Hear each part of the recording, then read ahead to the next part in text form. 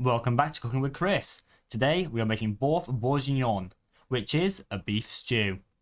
Our first step is to get our ingredients. We are using mushrooms, bacon, 2 carrots, 2 onions, tomato paste, garlic, and finally, the beef. Our first step is to cut up the bacon into quarter-sized pieces. Once you've done this, place this into a pot.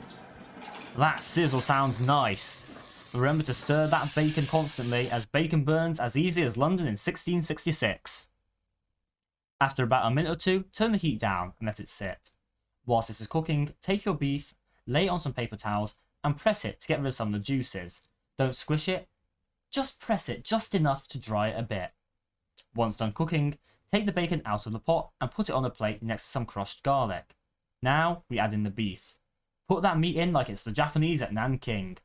Only add enough to cover the bottom of the pot, as we do not want the steam coming off of the meat to cook any of the meat above. You can put some salt and pepper on for extra taste. Now, once meat is all browned, take it out of the pot. Now we add the carrots, onions, crushed garlic and mushroom to the pot.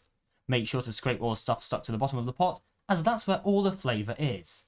Next, you can pour a bit of your favourite alcohol on it, and light it on fire. Just be careful, as this burns as hot as Dresden.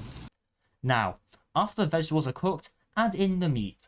Stir the pot until it is as mixed as London. Now, carry the pot into the oven, just like how the US and Britain carry NATO. Leave the pot in the oven, take it out, add the thickening agent, stir it until the stew is as thick as the stupid accent those goddamn Scots have. Then, put it back in for a few more minutes. And here's our result. That looks great.